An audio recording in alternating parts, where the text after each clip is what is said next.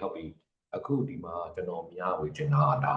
ဒီတရားရဲ့အတွင်းပဲရှိသေးတယ်ပေါ့နော်ဒီ ChatGPT ကနေပြီးတော့ဒီ Google Sheet နဲ့ Google Sheet နဲ့ပေါ့နော် Excel နဲ့မှာဒီ ChatGPT plugin ရတာတော်တော်လေး powerful ဖြစ်တယ်တွေ့ရတယ်ပေါ့နော်အသေးစိတ်တော့မစမ်းကြည့်ရဘူးနည်းနည်းတော့စမ်းကြည့်တာဒီကတော့တော်တော်လေးမဆိုးဘူးအဲ့ဒါလေးတစ်ခုကျွန်တော်ကမျှဝေပေးမယ်ပေါ့နော်ဟုတ်ပြီကျွန်တော် screen share လိုက်မယ်နောက်ဒီမှာမင်းတဲ့တိုင်းပဲဒီမှာရိုက်ရှာလိုက်ပေါ့ဗျာနော် ChatGPT for Excel and Google Sheet ဆိုပြီးတော့ရိုက်ရှာလိုက်ပေါ့ကျွန်တော်တော့ဒါ install လုပ်ပြီးသွားပြီExcel နဲ့လည်း install လုပ်လို့ရတယ်เนาะ Excel ထဲမှာလည်းဒါပေမဲ့ Excel တော့ license version ဖြစ်ဖို့ပါလို့လာပေါ့ပြီးတော့ Excel ကတော့ကျွန်တော်စမ်းကြည့်တာတော့သူကlimit ရှိတယ်ဗျာเนาะတစ်ခုနှစ်ခုလောက်သူခိုင်းပြီးသွားရင်သူlimit ပြည့်သွားတာဆိုတော့ဒါကျွန်တော်တို့နောက်ွယ်မှာတော့ဒီ quota တွေ token တွေစသဖြင့် credit တွေဝယ်ရတာရှိတယ်။တော့ဒီ Google Sheet ကတော့စမ်းကြည့်တာ3-4ချိန်တော့ရနေသေးတာတွေ့ရတယ်ပေါ့နော်။ကျွန်တော်ဒီမှာဘာလို့ရမလဲဆိုရင်တော့เนาะဒီမှာဒီဟာလေးဝင်လိုက်ပေါ့နော် install အခုတော့ Google Sheet နဲ့ပဲစမ်းပြမယ်ပေါ့နော်။ကျွန်တော်ဒါလေးဝင်လိုက်မယ်။ဟုတ်ပြီနော်။ဝင်လိုက်ရင်အခုဒီမှာတွေ့လိမ့်မယ်ကျွန်တော်ကတော့ဒီ install လုပ်ပြီးသားပေါ့နော်။အဲ့တော့ install လုပ်ပြီးသားဆိုတော့လိုရီထူတော့ကျွန်တော်ထပ်ပြီးတော့ install လုပ်ပြတော့ဘူးပြန်လုပ်ပြီးမှဆိုကျွန်တော်အရင်မှတ်ထားတာပြန်တော့ကြာလေးပြတ်သွားမလားပေါ့เนาะအဲ့လိုစိုးရိမ်နေပါထွေထူးရှိပါဘူးเนาะအခုဒီမှာဒါလေးကိုဒီမှာ uninstall ဆိုတော့ဒါကျွန်တော်ပြန်ဖြတ်လိုက်ရမှာပေါ့ဒီနေရာမှာ install နှိပ်လိုက်ပေါ့ဗျာ install နှိပ်လိုက်ပြီးရင်တော့ဆက်ပြီးတော့သူက Gmail နဲ့ဝင်မာလာတွေဘာတွေမေးတာကိုကဝင်နေတဲ့ account တွေကို Gmail ရှင် Gmail နဲ့တော့သူပြောတဲ့အမှန်ချစ်လေးတွေကို yes yes yes တော့เนาะဒါလေးတွေနှိပ်ပြီးအဖြေလိုက်အစစ်စစ်ဖြေလိုက်တာ ਨੇ automatic ပဲကျွန်တော်တို့เนาะဒါ ChatGPT ကဒီ Google Sheet မှာ plugin ဖြစ်သွားပြီပေါ့เนาะအဲ့လိုပြောလို့ရတယ်ဒါသိမခက်ပါဘူးเนาะအဆင့်3-5ဆင့်တော့ရှိတယ်အဓိကတော့ next နေရတာ yes to ဘာလို့ပေါ့ဗျာခွင့်ပြုချက်တောင်းတာလေးတွေလုပ်ပြီးเนาะကိုယ့်ရဲ့ ChatGPT ကိုလည်းကိုဒီ extension ကတစ်ဆင့်ဝင်ပေါ့ထားပါတော့ကျွန်တော်ဒီမှာနမူနာ sample file လေးရှိတယ်ဒါလေးကကျွန်တော်လုပ်ထားတဲ့ဟာလေးပါပေါ့เนาะပထမကျွန်တော်ကဒီ file ဆိုရင်ဒါကကျွန်တော်ဒီ ChatGPT extension ဘက်မှာတွေ့လာเนาะအဲ့ဒါလေးနဲ့ကျွန်တော်လုပ်ထားတာတကယ်လည်းတော့အဲ့ file ကတကယ်လည်းတော့ဒါပဲเนาะဒီဟာလေးပဲကျွန်တော်တင်လိုက်တာဒါကျွန်တော် example sample data set ပေါ့เนาะ project တစ်ခုရဲ့နမူနာအနေနဲ့လုပ်ထားတဲ့ file လေးကိုကျွန်တော်တင်လိုက်တယ်တင်ပြီးတဲ့အချိန်ကျတော့အဲ့ဒါကိုကျွန်တော် ChatGPT ခုန extension နဲ့ပေါင်းလိုက်တဲ့အခါကျတော့ငါ့ကိုဒီ raw data တွေကို dashboard တွေပြီးပါဆိုဒီမှာမြင်တဲ့အတိုင်းပဲဒါသူ project dashboard တွေလုပ်ပေးတာကျွန်တော်ကသူ့ပြောထားတယ်တောက်ရှိရဲ့ activity တွေကိုကြည့်ပြီးငါဒီ performance ကိုသိချင်တယ်အဲ့ဒါနဲ့ပတ်သက် dashboard ကိုဒီမှာဆိုသူကတွေ့တဲ့အတိုင်းပဲเนาะမှာall ဆိုဒါလေးကျွန်တော်တို့ကဒီမှာ2မျိုးနဲ့ရှိတယ်ကြောက်10ပဲသိချင်သိလိုက်ရင် data တွေပြောင်းသွားတယ်ကြောက်10 data တွေပဲထွက်လာတယ်သူ့ရဲ့အောင်မြင်မှုတွေ target တွေပေါ့အကယ်လို့များကိုကဒီဦးနေမဲ့သိချင်ဒီဦးနေပေါ့ဗျာเนาะပြီး activity ဆိုရင်လည်းကျွန်တော်တို့က activity ဘယ်နှမျိုးရှိတယ်5မျိုးတယ်ပေါ့เนาะအဲ့ဒီဟာနဲ့ပတ်သက်တဲ့ဟာတွေပဲတွေ့ရဒီမှာကြည့်ကြည့်ပေါ့ဒီမှာပြင်ဦးရဲ့ကြောက်10ရွာ20ရေ activity 5မျိုးရေဆိုတော့အဲ့တော့ကျွန်တော်ကတင်တာကဒီကောင်ပဲတင်တာဒီ Excel လေးပဲကျွန်တော်ပြီးလိုက်တာဒီ ChatGPT ကဒါကိုဖန်တီးတာเนาะ ChatGPT ကဒါကိုဖန်တီးတာကျွန်တော်အဲ့လိုပဲနောက်တစ်ခုကျွန်တော်နမူနာလုပ်ပြအဲ့တော့ဒါက Google Sheet မှာရတာဗျ Google Drive ပေါ်မှာဟိုက Excel တင်လိုက်တယ်ဆိုရင်သူက Google Sheet မဟုတ်ဒါ Excel ပဲဖြစ်တယ်ဒါကြောင့်ကျွန်တော်တို့ကဘာလို့ပို့လို့လဲGoogle Sheet ပြောင်းရမယ်ပေါ့เนาะဒီမှာဆိုရင်ကျွန်တော်ဒါတွေကဒီအစိမ်းလေးကGoogle Sheet ဖြစ်ပြီးဒီ HTML/SH တွေကဟိုဟာတွေဖြစ်တာပေါ့เนาะဒီကျွန်တော်တို့ဒါ Excel တွေအဲ့တော့ Excel ဆိုရင်မရအောင်ဒါပေမဲ့ပြောင်းလို့လွယ်ပါတယ်အဲ့ဒါလေးတွေက tip လေးတွေ trick လေးတွေပေါ့เนาะဟို Google Sheet ကတော့ဒါဟိုကျွန်တော်တို့ဒီ Google Form တွေဘာတွေနဲ့ကောက်လိုက်တယ်ဆိုရင်တော့ Google Form နဲ့ဒါ Google Sheet ထွက်မှာပေါ့เนาะအဲ့တော့ Google Form နဲ့ကောက်တဲ့ data တွေကိုဟို visualization လုပ်ရတာလည်းရန်လွယ်တာပေါ့ okay ကျွန်တော်ဒီမှာ example เนาะဒီ define ကိုကျွန်တော်နည်းနည်းလေးဒီဟိုလေးလုပ်ပြเนาะဒီ dashboard လုပ်ပြမယ်သူကသူဒီတစ်ခုဖန်တီးသွားမှာเนาะဘယ်လိုလဲဒီမှာမြင်တဲ့အတိုင်းပဲဒါ Google Sheet ဖြစ်နေတယ်ဆိုရင်သူကလုပ်လို့မရအောင်အဓိကဒီနားလေးမှာ extension သို့မဟုတ် add-in ဆိုတာလေးပါဖို့လိုတာမပါဘူးဆိုတာဒီမှာ HTML/SH ဆိုတာဖြစ်နေတယ်အဲ့တော့ကျွန်တော်တို့ကမလုပ်ရမလဲဆိုရင်ကိုယ့်ရဲ့ file ကို Google Drive ပေါ်တင်ပြီးရင်မလုပ်တာမလဲဒီမှာမြင်တာเนาะဒီ file လေးကနေ Google Save as Google Sheet လို့နှိပ်လိုက်ဒီညမှာဒီဘေးနားလေးမှာသူအဲ့ဒါမှာပေါ်လာမှာကဲဟုတ်ပြီအဲ့တော့ကျွန်တော်တို့က save as Google Sheet ဆိုပြီးလိုက်နော်အဲ့တော့မှ Excel HNSH ဆိုတဲ့ file ကနေနော်ဒီမှာ HNSH ဆိုတဲ့ file ကနေအခုဒီဘက်မှာသူ save as အနေနဲ့ Google sheet ဆိုပြီးဖြစ်သွားမှာဒီမှာဒါ Google sheet ဖြစ်သွားပြီဒီမှာတွေ့လား extension ဆိုပြီးပါလာပြီနော်ဒီမှာဆိုရင်တော့မပါဘူး HNSH ပေါ့နော်အဲ့တော့ကျွန်တော်တို့ကဘာလုပ်မလဲ extension တွေ့လိုက်တာနဲ့တွေ့လားဒီမှာ ChatGPT အဲ့ဒါ main ပဲနော်အဲ့ဒါဖြစ်လာပြီကျွန်တော်တို့ကြည့်ရအောင်ဒီ Excel ကိုကျွန်တော်နမူနာ create လုပ်ပြမှာကျွန်တော် dashboard လုပ်မှာပေါ့ဗျာနော်ဟုတ်ပြီနော်အဲ့တော့ဒါသူ့တော့သူကဘာတွေလုပ်ပြရမလဲဆိုတော့ suggest လုပ်တယ်အဲ့ဒါနှိပ်လိုက်လေရပါတယ်ဒီမှာကြည့်မယ်ဆိုရင် beneficiary ရှိမယ်ဒီအောက်ကလေးကိုရှိတယ်နော် village support ရှိမယ်နော်village တွေဘေးရွာတွေကို support လုပ်တာလေးပေါ့ဗျာရွာဒီမှာ20ကိုဘေးရွာမှာပါလုပ်တယ်လေးပေါ့နော် indicator တွေဆိုပြီးတော့ကျွန်တော်တို့ဒီလေးတွေရှိပြီအဲ့တော့ဒီအောက်မှာရှိ3ခုရှိတယ်ပေါ့ဒါပါကိုပြချင်တာလဲဆိုတော့အခုကျွန်တော်ပြီးရင်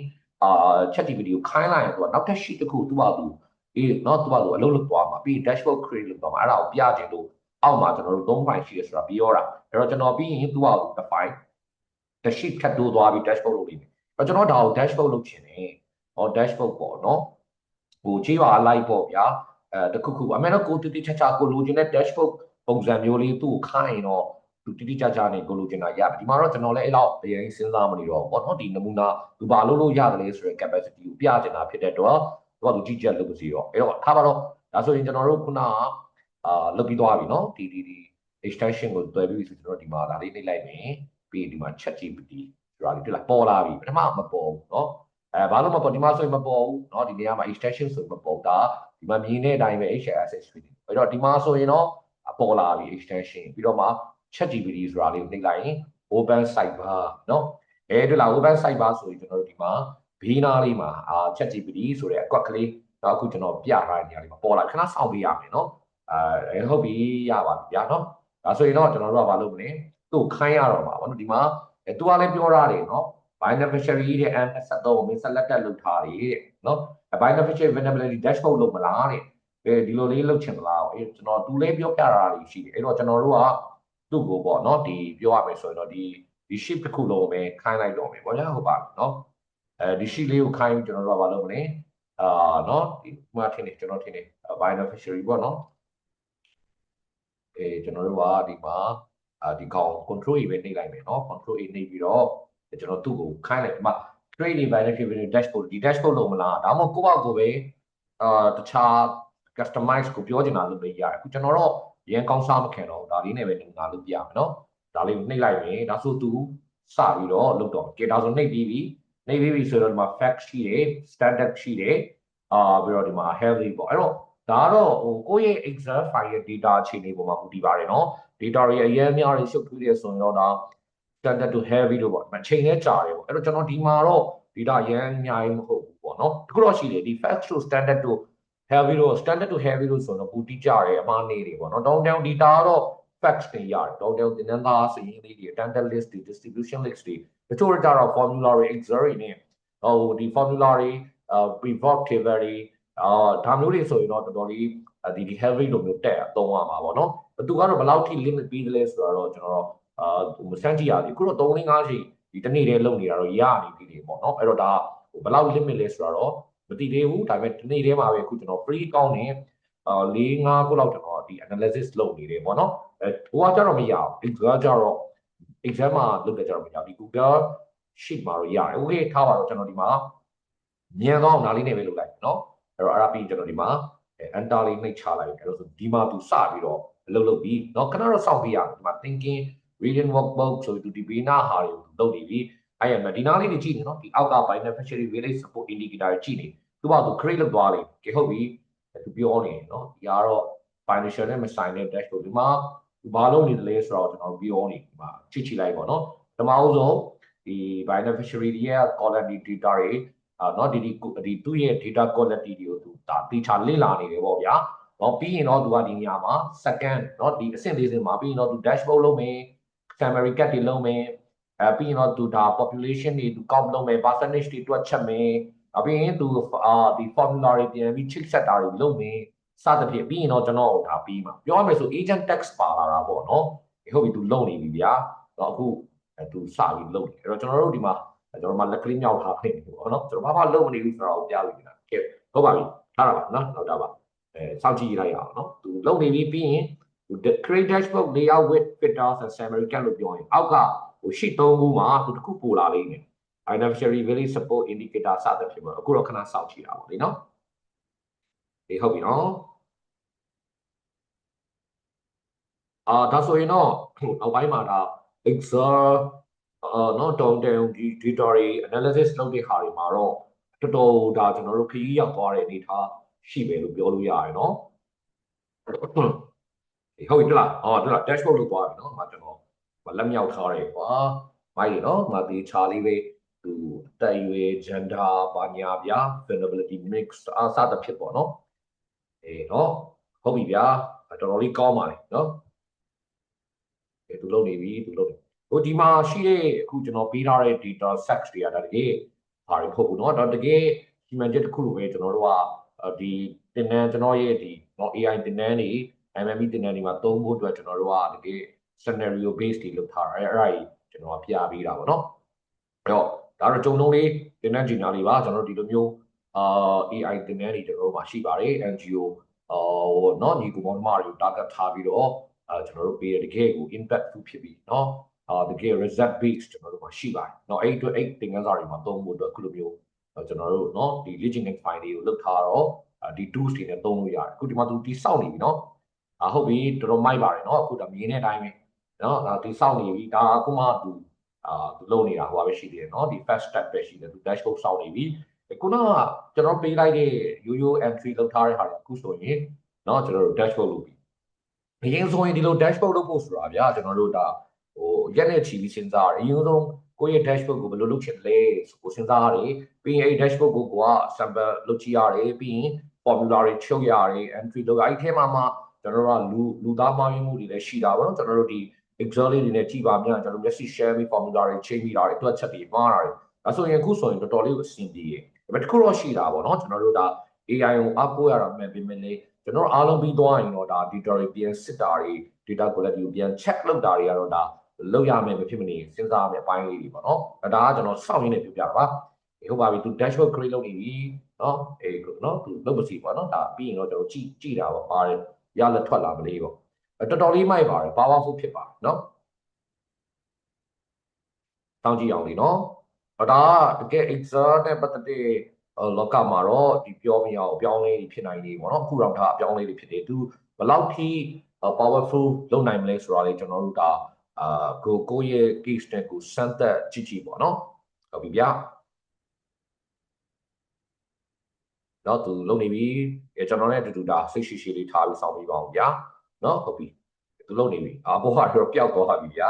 ဒီမှာပြန်ပေါ်လာမလားတော့မသိဘူးနော်ခုနကပေါ်လာပြီးတော့ဒါသူမပြီးသေးလို့သူတခုခုဖန်တီးနေတာဖြစ်ပါမယ်နော်ခဏစောင့်လေးလိုက်ပါအောင်မယ်နော်အချိန်လေးတော့ပေးရမယ်နော်ဒီ Excel ဒါပေမဲ့ရပါတယ်တကယ်လည်းဒီလို dashboard တွေဖန်တီးရတာလုပ်ရတာအရင်နော်ဒီကျွန်တော်တို့ဒီရက်နော်အနေငယ်ချာတဲ့ကိစ္စကျွန်တော်10မိနစ်15မိနစ်နော်ဒီလောက်အချိန်ပေးလိုက်ဒါနဲ့ဒီ raw ပေါ့နော် idea နော်တစ်ခါလေကြာရင်ဟိုကျွန်တော်ပြန်စစ်ပြီးရှေ့ရဟာတွေဆို data ပဲအရင်မများလို့လားပါလားတော့မသိဘူးပေါ့နော်ဟိုကျွန်တော်စစ်ကြည့်တာတော့အမှန်နေပေါ့အမှန်နေဆိုတာတွေ့ရတယ်နော်ဒီလို error တွေမတွေ့ဘူးဒါကလေကိုပေးတဲ့မူရင်းကောင်းမှမိတ်တူကောင်းပေါ့ကိုကလည်းငကိုတွေက data တွေ cleaning လုပ်ထားမယ်စစ်ထားမယ်စီးထားပြီးတော့တတိချာလေးလုပ်ထားမယ်ဟေ့ဆိုရင်တော့ဒါကောင်းတာပေါ့ကဲဟုတ်ပြီဒါစောင့်မယ်နော်ဟုတ်ပြီနော်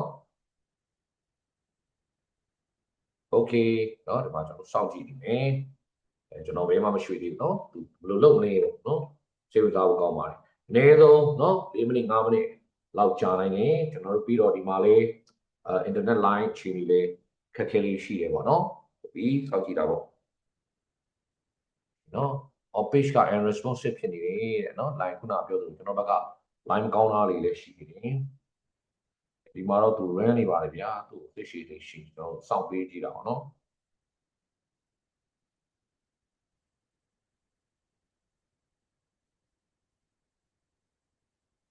ဘယ်လိုဖြစ်တာလဲ wait တော့လုပ်ပြီးထားတယ်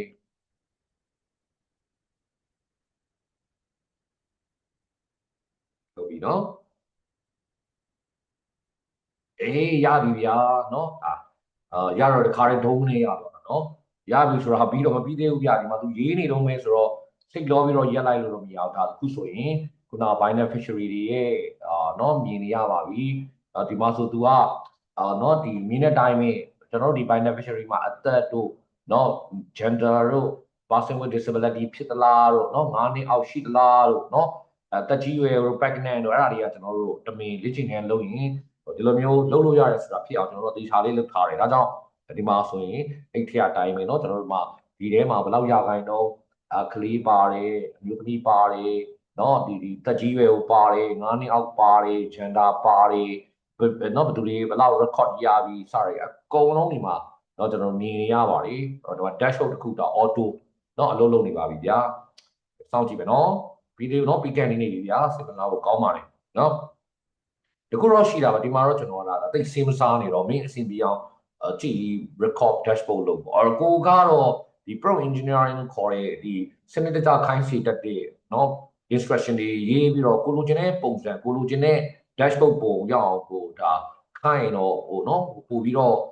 တိကျတဲ့ပုံစံမျိုးကိုလိုချင်တာမျိုးတွေရမယ်เนาะဒါကတော့ဟိုခိုင်းစေလို့ရတဲ့နည်းပညာကိုเนาะ pro တွေသုံးပေါ့ဒါပေမဲ့ဒီလိုလုပ်လို့ရတယ်ဆိုတာတခုကိုအဓိကသိစေချင်တာပါเนาะโอเคเนาะပြီးကန်နေပါပြီเนาะသူ texting လုပ်နေတယ်เนาะသူ texting လုပ်နေတယ်ကျွန်တော်စိတ်ဝင်စားဖို့ကောင်းပါတယ်ပြီးမှအားလုံးပြီးမှကျွန်တော်เนาะတစ်ချက်ပြပေးပါမယ်ပြီးတော့မယ်เนาะဒီမှာ finalizing လုပ်နေပြီ updating plan လုပ်နေပြီเนาะစိတ်ဝင်စားဖို့ကောင်းတယ်သူတို့လုပ်နေတဲ့ဒီဟာကိုကြည့်ရတာဟုတ်ပါเนาะဟုတ်ပြီဗျာပြီးပြီတဲ့ done เนาะ okay okay เนาะပြီးသွားပါပြီဗျာ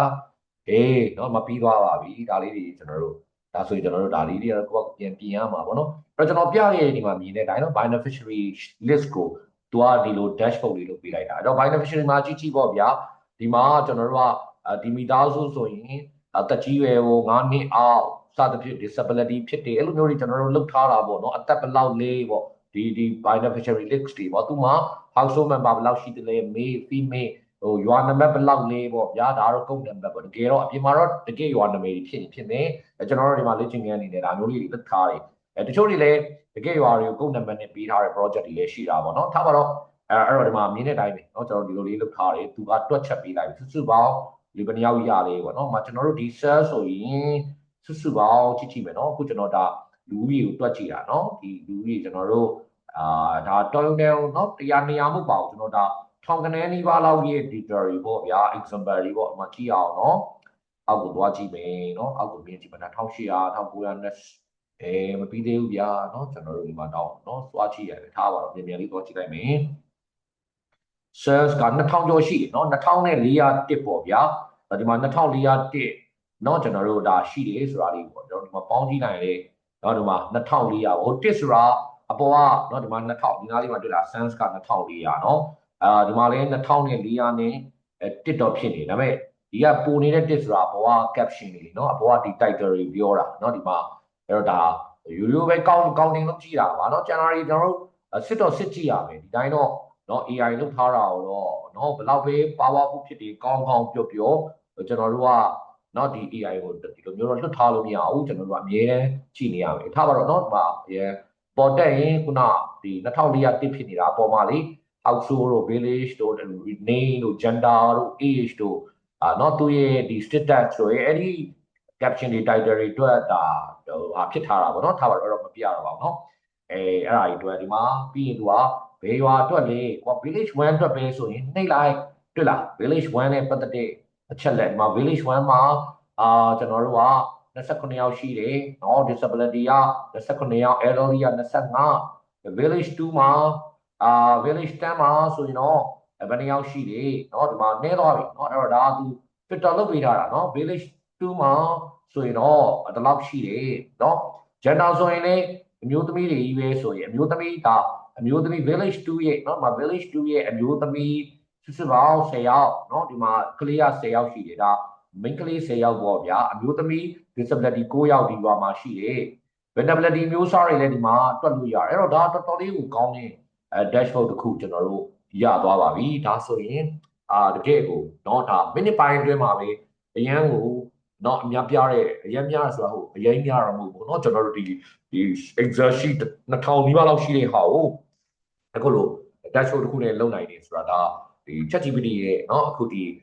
Google Sheet မှာ extension လုပ်တဲ့ဟာရဲ့เนาะရလဒ်လေးကတော်တော်လေးကိုမိုက်ပါတယ်เนาะဆိုတော့ဒါလေးမျှဝေချင်တာပါကျေးဇူးပါเนาะကျွန်တော်တို့ဒီ that of facilitation ရဲ့เนาะknowledge sharing တွေရော training တွေမှာเนาะကျွန်တော်တို့ပါဝင်ဖို့အတွက်တိုက်တွန်းပါတယ်ကျွန်တော်တို့ကိုလည်းပံ့ပိုးပေးဖို့အတွက်ကျွန်တော်ဒါ request လုပ်ပါတယ်ကျေးဇူးပါပဲဗျာ